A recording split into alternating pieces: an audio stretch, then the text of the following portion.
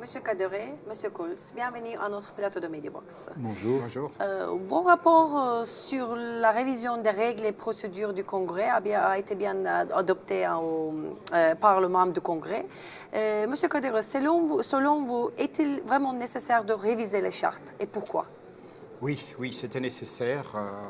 Le Congrès avait une double pression, une pression d'abord politique, parce qu'il y a des incertitudes concernant la Turquie, concernant la Russie, notamment les contributions financières. Et puis on avait également une pression parce que si nous ne faisions rien, le comité des ministres pouvait décider. Donc le bureau du Congrès a souhaité proposer plutôt une démarche qui consistait à faire nos propres propositions d'adaptation avec un cadre général qui nous permette de continuer nos activités, de continuer nos missions, tout en réclamant toujours, bien sûr, un budget convenable pour fonctionner. Mais cela a été d'ailleurs évoqué dans le débat tout à l'heure. On nous disait encore d'attendre. Et Mark Coles, d'ailleurs, avait répondu on ne peut pas attendre. Si on attend, on va décider pour nous.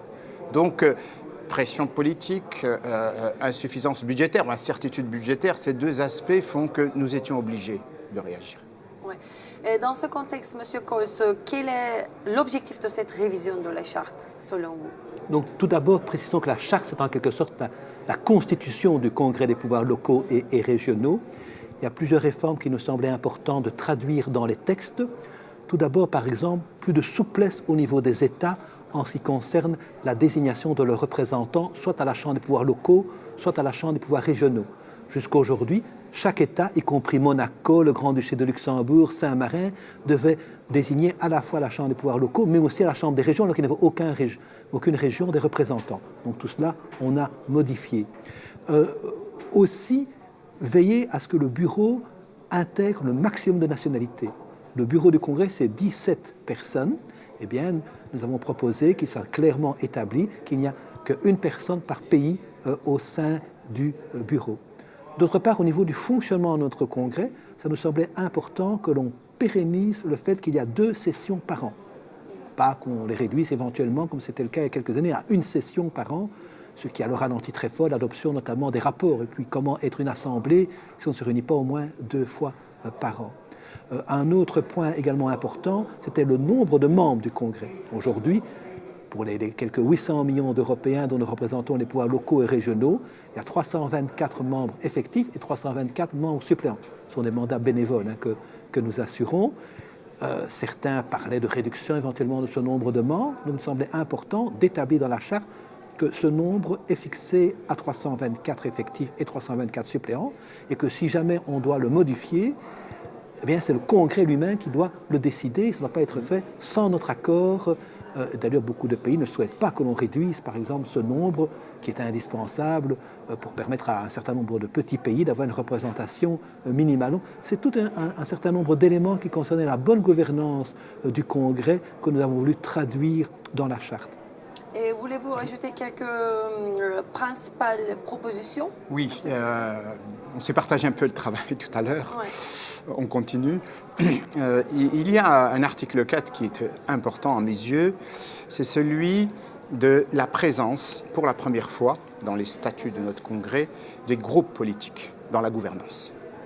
Et je crois que c'est un élément important dont on n'a pas encore peut-être pris conscience, c'est-à-dire qu'on fait rentrer les groupes politiques dans la gouvernance et on inscrira, c'est au Congrès de le faire si on obtient cette autonomie, dans les règles et procédures, le fonctionnement, donc entre les groupes et le Congrès, mais également le financement qui aujourd'hui fait défaut. Les groupes politiques n'ont absolument pas de financement, très peu, 55 € par membre, c'est insignifiant. Ils ne peuvent se réunir qu'en même temps que les sessions. Il ne peut pas y avoir vraiment de travail, des groupes en dehors des sessions, c'est un peu compliqué. Donc là, je pense que c'est quelque chose, c'est une avancée importante. Les autres points, mais ça a été évoqué en filigrane, c'est l'autonomie de notre Congrès. Il pourra faire face aux difficultés s'il y en a, mais ce seront ses décisions. Alors qu'aujourd'hui, nous sommes régis par des règles de l'Assemblée parlementaire du Conseil de l'Europe. Donc c'est vrai que l'urgence, il y en avait une quand même, parce qu'on nous a demandé plus de temps, plus de réflexion, et nous avons répondu, nous avons, sur la base du plus grand dénominateur commun, essayé de construire un texte qui nous préserve et qui préserve nos missions futures. Ça a été aussi un travail tout à fait collectif au niveau du bureau et du bureau élargi au président de groupe, au président de commission, qui a réfléchi parce qu'en fait, on a commencé en 2015 ce travail de réflexion sur la réforme du Congrès par une première modification de la charte en 2015, par en mars de l'année dernière une modification de nos règles et procédures, maintenant une seconde modification de la charte a fait effectivement, comme dit Xavier Cadoret, une ligne conductrice vraiment. C'est d'avoir notre autonomie, que nous appliquions nous-mêmes les règles, que quand il faut faire des choix budgétaires, nous les faisions par nous-mêmes et non pas qu'on se voit imposer les choses de l'extérieur. D'ailleurs, vous avez aussi un autre rapport qui s'appelle un code de conduite pour les membres du Congrès. Pourquoi un code de conduite? Alors, d'abord parce que nous avons eu un certain nombre d'évolutions en matière de code de conduite européen. Et il était logique que le Congrès accompagne ce travail. Et puis, nous avons considéré que les recommandations que nous faisions pour les autres pays en matière d'intégrité, de transparence, notamment, il fallait se les appliquer à soi-même. Ça paraissait incongru de proposer des règles qu'on ne s'appliquait pas. Donc, nous en avons profité pour toiletter nos propres codes et de le compléter. Parce que jusqu'à présent, nous avions bien sûr des principes, on faisait signer une déclaration de respect, etc. Mais Mark Coll, je me souviens lors d'un bureau où on a commencé ce travail, c'était à Paris, je me souviens, il a dit « mais attendez, les règles, il y en a assez. Par contre, la mise en œuvre, on la voit nulle part. On peut très bien en rajouter d'autres. Mais si on ne les met pas en œuvre, si on n'a pas des procédures très précises, très concrètes, c'est pas la peine. » Et puis surtout, on a voulu codifier tout dans un même document. C'est vrai que ce matin, d'autres rapporteurs ont présenté un document ou des documents très intéressants qui ont été adoptés ici au Congrès, notamment un code européen pour encourager toutes les autorités locales et régionales à approuver des codes éthiques au niveau de leurs différentes autorités. Et donc, il était important que le Congrès, en tant qu'institution, s'applique aussi ce type de règles, bien entendu, à lui-même, interdiction des cadeaux, éviter les conflits d'intérêts, tout ce type de questions. Et on a codifié cela dans un document, de telle manière que nous ayons aussi un code de bonne conduite du Congrès. Tout à fait.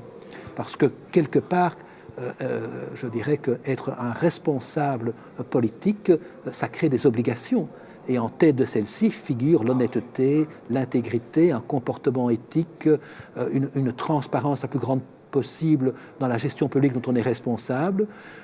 Nous n'avons pas, et heureusement, eu au Congrès de problèmes comme parfois on en a connu dans l'Assemblée parlementaire, mais il faut mieux prévenir que guérir. Et c'est pour cela que nous avons notamment établi de nouvelles règles aujourd'hui en matière de prévention des conflits d'intérêts par des obligations de déclaration préalable en la matière. Mais avec une mise en œuvre d'une procédure très précise.